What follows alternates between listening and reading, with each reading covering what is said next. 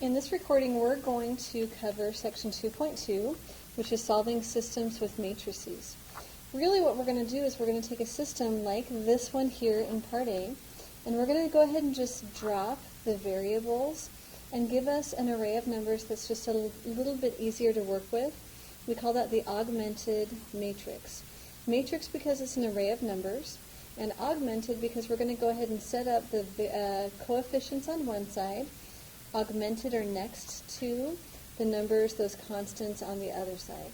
So to set up this augmented matrix, we need two rows because we've got two equations, and then we just drop those variables. So that's going to be a 6, a 1, and then the 7. So a 6, a 1, and a 7. And in the denominator, not the denominator, in that second equation we've got a 3, a 2, and a 5. So a 3, a 2, and a 5. And you'll see these with the line where the equal sign goes or without the line. So we call that our augmented matrix. And we can solve this matrix just the same way we would like by using elimination for a system. And we'll go through and you'll see what I'm talking about. Now we want to find this system. So we know that the equal sign goes here. This is my x row or column. This is my y column. And these are my constants. So as I change this into a system, that's going to be 2x minus 3y equals 4. And then in our second equation, we've got 1x, you can write that as just x, minus 1y, so minus y, equals the constant 3. So we can go back and forth between the matrices and the systems. Okay, for this one it says find the solutions represented by the matrix. Well, to do that, I'm going to go ahead and drop my line right there. That's my equal sign. I know this would be my x column, my y column, so then the last one would be my z column. I'm just going to take each of these rows and convert them into an equation. So the first one gives me an x, no y's, no z's, equals 2. So that would mean 1x equals 2. There's part of my solution. Next one, the next row gives me a y, not an x or a z. So this would be y equals negative 3. And then finally, that very last row gives me a z only, and that says that a z is equal to 0. So we could write this. This would be my solution. I've got 3 equations and 3 unknowns. It's perfect. I could write it this way, or I could write it as the ordered triple, 2, comma, negative 3, comma, 0, always in alphabetical order. One of the things we want to be able to do with these matrices is to perform row operations. We've got a couple in part A here, but I want to start by labeling each of these rows. So this is going to be row 1, row 2, and row 3. Let me grab a blank piece of paper. In the first one, it asks us to replace row 1 with 1/3 of row 1. And if you take a look at what we did here in the last problem, it'd be great if we had just a 1, 2 zeros, and then a number on the other side. We can get x, and we're almost there. So I'm going to go ahead and take this equation, which is an equation, right? I could think of that row 1 as 3x equals 6. What I really want to do is divide everybody by 3, right? And that would give me x equals 2. And I can also do this with row operations. So we're going to replace row 1 with 1/3 of row 1. As long as we do everything on both sides of the augmented matrix, we still have an equivalent equation. Okay, so 1/3. 3 divided by 3 is 1. The 0 stays 0. And that 6, I'll draw that line there, the 6 divided by 3 is 2. So remember this says, I'll just pull this out, 1x equals 2. That's part of my solution. They're also asking us to replace row 2 with 1/2 of row 2. Take a look at what row 2 would be as an equation. 2x minus 6y plus 2z, then the equal sign equals 4. Notice that all of the coefficients are divisible by 2. So this is a great row operation to perform. So we're going to perform this row operation and replace row 2 with half of row 2, half of those coefficients. Okay, so we get half of 2 is 1, half of negative 6 is negative 3, half of 2 is 1, half of 4 is 2. It's really easy to mess one of these up. Still a lot of solving that needs to go on to get to y or z. Let's write the last one, negative 2, 1, and 4. What we have, though, is an equivalent system, or an equivalent augmented matrix, because we've taken these equations and replaced them with something that's equivalent. So I'm not changing my solution at all. I'm really just trying to simplify the coefficients that I have in my matrix. Okay, let's see what part B asks us. So part B asks us to replace row 2 with row 2 minus row 1. In the last section, we solved by elimination, and in elimination, we subtracted equations. So this is really similar to the elimination process, but we're doing it now with just those coefficients. So this is part A. I'm going to use the same augmented simplified matrix. We're not doing anything with row 1, so let's go ahead and write row 1 down. So easy to make a mistake and get lost, but we're going to just do this really, really carefully. We want to replace row 2 with row 2 minus row 1. So we are taking these two rows. Okay, I'm doing an elimination, because watch what I get to eliminate. I get to eliminate that first coefficient. So 1 minus 1 is 0. Negative 3 minus 0. Okay, row 2 minus row 1. Negative 3 minus 0 is negative 3. 1 minus 0 is 1. 2 minus 2 is 0. So see how I did that? The row 2 that I had up above, 1 minus 1, negative 3 minus 0, 1 minus 0, and 2 minus 2, to come up with those new values. We're also asked to do the same thing with row 3. So we're going to replace row 3 with row 3 minus row 1. Use a different color here. So now, actually I use my pencil. So now I'm going to replace row 3. I'm going to take these coefficients in row 3 and subtract the coefficients in row 1. Again, I'm really working on doing that elimination so that I can get a 0 in that first position. Okay, so watch me really carefully. Row 3 minus row 1. So that would be 1 minus 1, which is 0. Negative 2 minus 0. See, it works out pretty easy. 1 minus 0, which is 1. 4 minus 2, which is 2. So what we're doing is we're working through the process of solving this system, but we're using the matrix instead, so we don't need to deal with all the x's and y's and z's and the equal sign. Okay, now part C. So I've got a new matrix. I'm going to work with this new matrix. But in part C, they want me to replace row 2. So let me write down the other rows. So 1, 0, 0, 2. I'm going to replace row 2 with row 2 minus row 1, if I can squish it in there. That's all I've got. So I'm going to, row 2 minus row 3. Row 3, keep track of that. This is going to be 0, though. I keep row 3. 0, negative 2, 1, and 2. In your homework, you'll be given these row operations to do. So they'll ask you to, just like I've got here, replace row 2 with row 2 minus row 3. So you'll be asked for these, just like we're working on here. So let's do this for row 2. Okay, so back to, I can circle these. So we want row, there's row 3. Row 2, we're going to do row 2 minus row 3. Okay, so we're going to do 0 minus 0, which is 0. Negative 3, that's going to be negative 3 minus negative 2, or negative 3 plus 2, that's negative 1. 1 minus 1 is 0. And then row 2 minus row 3, so 0 minus 2 is negative 2. Look how close I am to my solutions. Right now I've got x equals 2. I've got negative y equals negative 2, so if I divide both sides by negative 1, that tells me that y equals 2.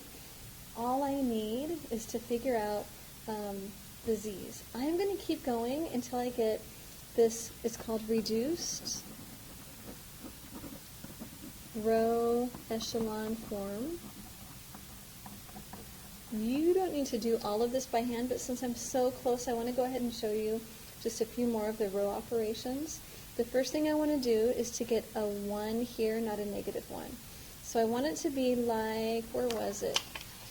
Part C, and I'm really close. I get zeros everywhere except down the diagonal, and then I can go ahead and pull off my solution.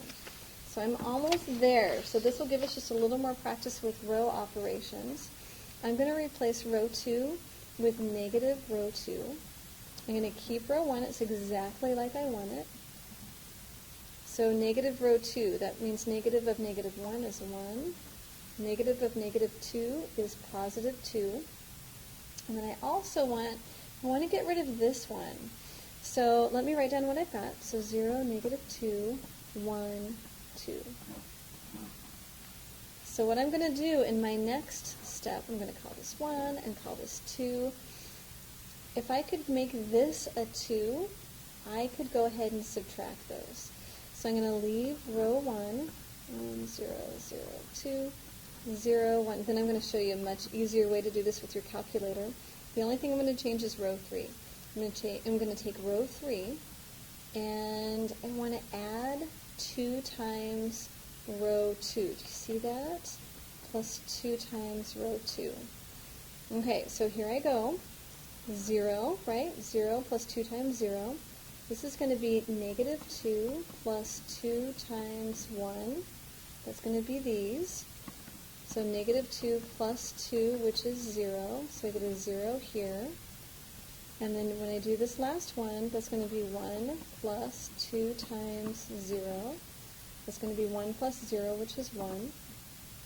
And then for this last spot here, row 3 plus 2 times row 2. So 2 plus 2 times 2. So that's going to be 2 plus 4, which is 6. So 6 goes here. Okay, this is reduced row echelon form.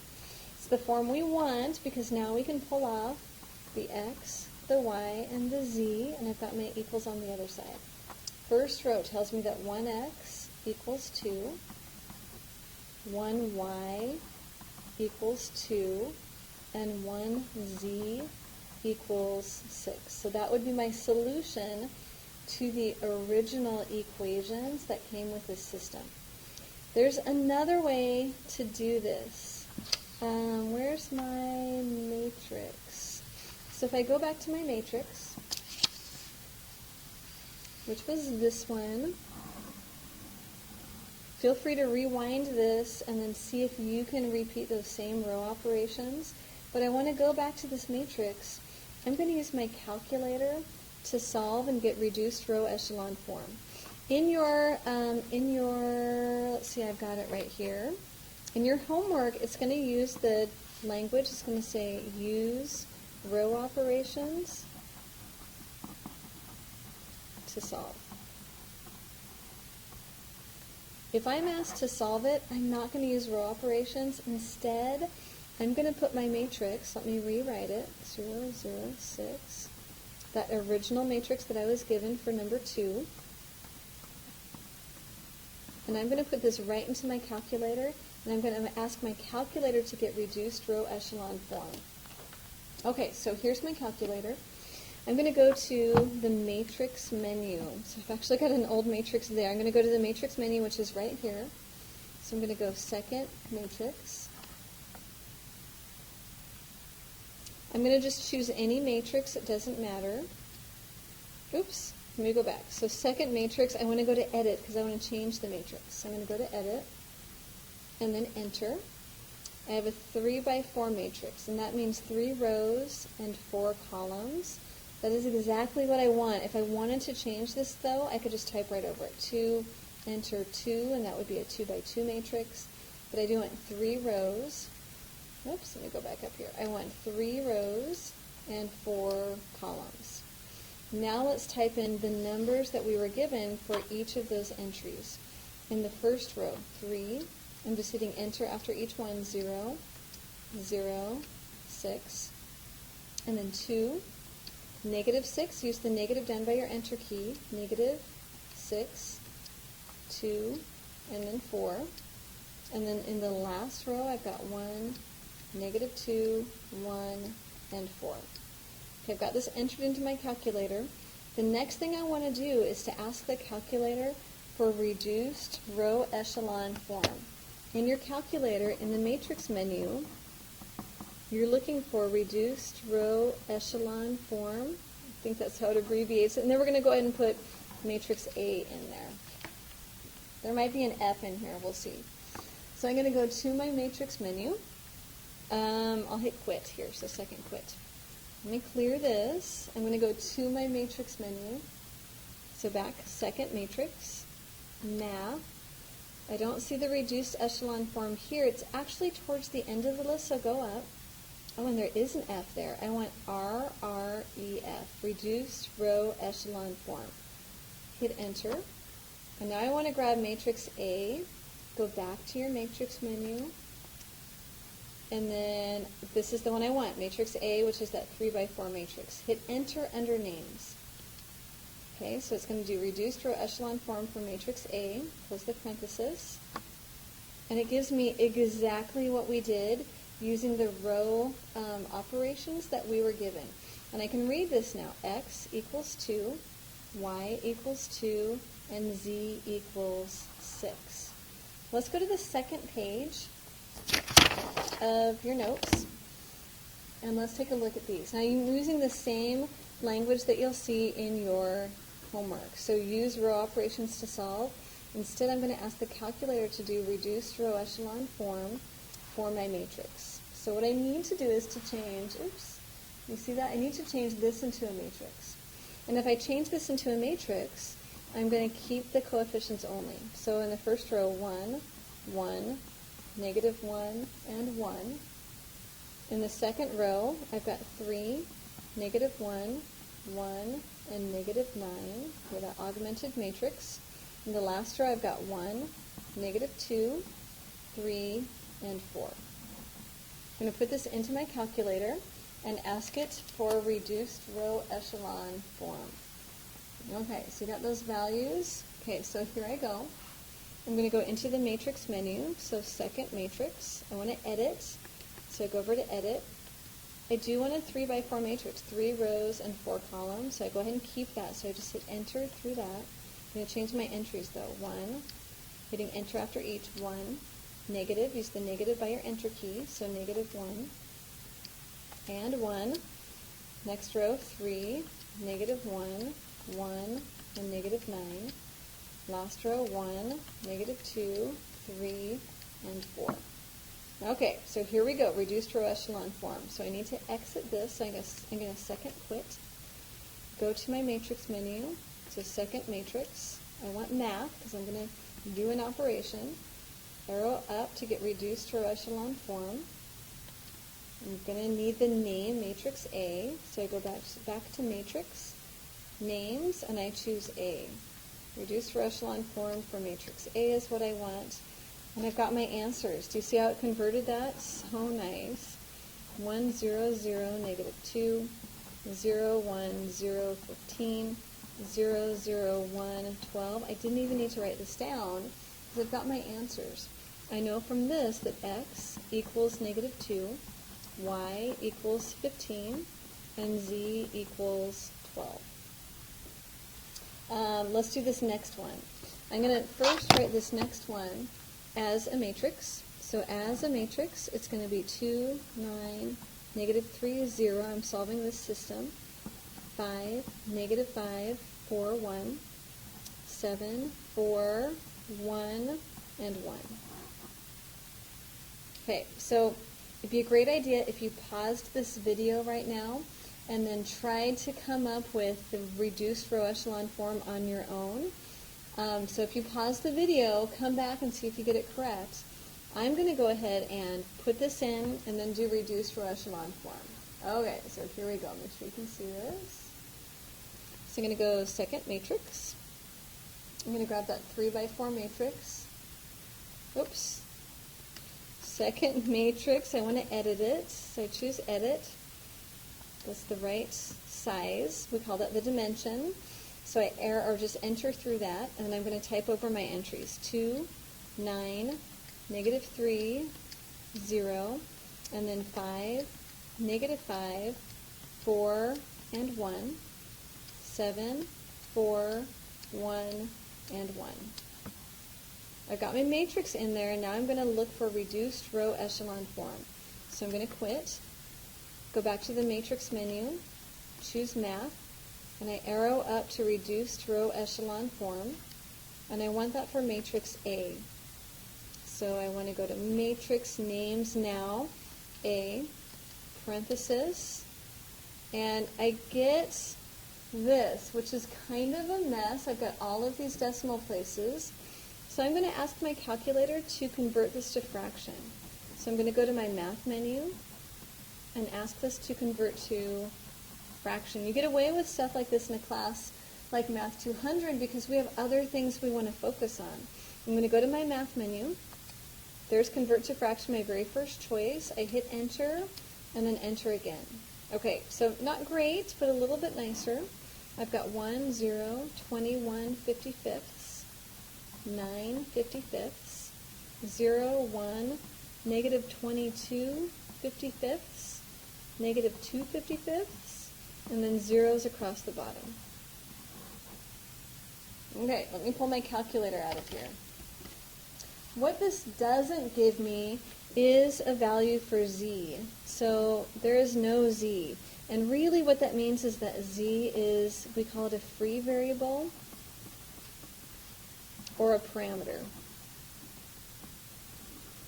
I can't find a unique solution. No unique solution, which is often the case. Often our answer depends on a variable. So if you're working, in a profit model, your profit might depend on the changing gas prices or something like that. So it depends on a variable. So I can solve for x and y, but in terms of z. So let's pull these equations off that we've got. So the x equation, remember your equals is right here. So this tells me that x plus 21 55ths z is equal to 9 55ths. I'm going to solve for x in terms of z. So x, just subtracting, is 9 55ths minus 21 55ths z, or we can put that all in one fraction. 9 minus 21z over 55. So there's your x. I'm going to do the same thing for y. So here's my y row. So y minus 22 55ths z is equal to -2 55ths. I'm going to add that 22 55ths z to both sides. So I get -2 55ths plus 22 55ths z. If I write this all as one fraction with a 55 as my denominator, I get -2 plus 22z. And then we express z as just z. So if I were to write this as an ordered triple, there's no unique answer. But I can write this still as an x. So x would be 9 minus 21z over 55, comma. Y would be -2 plus 22z over 55, comma. And z is just z. So there's no unique solution, but we can still express those infinitely many solutions using that parameter z. There's one more question here, number 5. Number 5 gives you an already row-reduced matrix, and we're going to convert this into a solution. Notice we've got all zeros in the last row, so that means that z is our parameter. So I'm going to go ahead and just run through the same mathematics that I did for the last example. Okay, row 1, x plus 3 7ths z is equal to 2 7ths. I'm going to add the 3 7ths z. So x, or subtracted, 2 7ths minus 3 7ths z. If I put that all in one fraction, 7 in my denominator, 2 minus 3z in the numerator. Okay, y, a very similar thing's going to happen with y. Y plus negative 1/7 z is equal to 5/7. If I add that 1/7 z to both sides, y is 5/7 plus 1/7 z, and I can also write this as a single fraction. 5 plus, let's drop that 1, z over 7 equals y. I can express these separately, or if I want it as a triple, 2 minus 3z divided by 7 is your x. 5 plus z over 7 is your y, and z is your free variable or your parameter, so that would be your z. And this gives you enough information to go through that 2.2 homework set.